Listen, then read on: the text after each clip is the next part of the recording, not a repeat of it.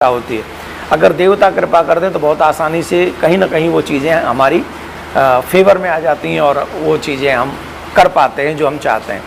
तो आपको करना क्या है, देवशयनी एकादशी के दिन आपको व्रत तो रखना ही है, साथ में आप जाइए पीपल के पास और मीठा जल लेकर उसमें कोई भी मीठी वस्तु मिलाकर, शहद मिला लीजिए, बूरा मिला लीजिए, शक्कर मिला लीजिए, वो मिलाकर पीपल को चढ़ाना है, मीठा जल।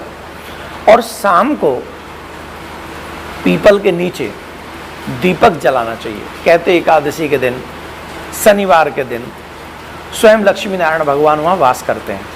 तो आप शाम को दीपक जला कर आएंगे, घी का दीपक जलाएंगे, तो निश्चित आपको आपके कर्ज चुकाने में राहत महसूस होगी। दूसरी बात है, कई लोग कहते हैं हमारे घर में सुख नहीं है, हमारे घर में शांति नहीं है, हमारे घर में द्वंद्व बना रहता है, हमारे परिवारजनों में एक दूसरे से बनती नहीं है, तो महाराज हम क्या करें। उनके लिए भी उपाय है।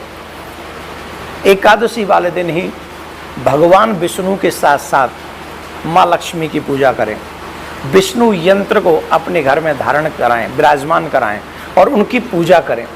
तो जब आप उनकी पूजा करेंगे तो निश्चित तौर पर मुझे ऐसा लगता है कि आपको आपके घर में शांति भी होगी, सुख की अनुभूति भी होगी। और आप उस समय पूजा करते समय भगवान की, नारायण की पूजा करते समय ये प्रार्थना करें कि हमारे घर में सुख, संपत्ति, समृद्धि बनी रहे और हमारे घर में जितनी भी नेगेटिव एनर्जी हैं वो समाप्त हो जाएं, पॉजिटिव एनर्जी हमारे घर में आए। ऐसी प्रार्थना करके लक्ष्मी नारायण की पूजा करें।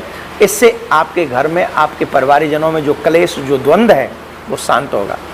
तीसरी एक और बात मैं आपको बता दूं, काफ़ी लोग इन दिनों में आर्थिक संकट से जूझ रहे हैं, उनको लग रहा है अब हम क्या करें।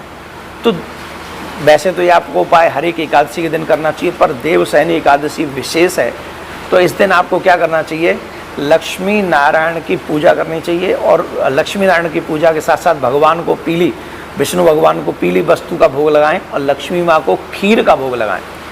तो इससे आप जो चाहते हैं वो भी प्राप्त होगा।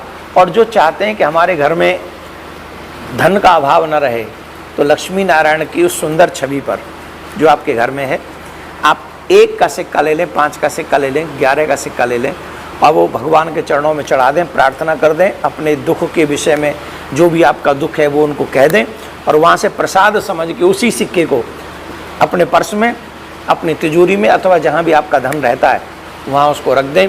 तो आपको अनुभव होने लगेगा कुछ ही दिनों में कि आपकी समस्याएं धीरे धीरे कम हो रही हैं, लक्ष्मी नारायण कृपा कर रहे हैं। लेकिन इन बातों को आप स्वयं करें, लेकिन ध्यान रखें विश्वास के साथ।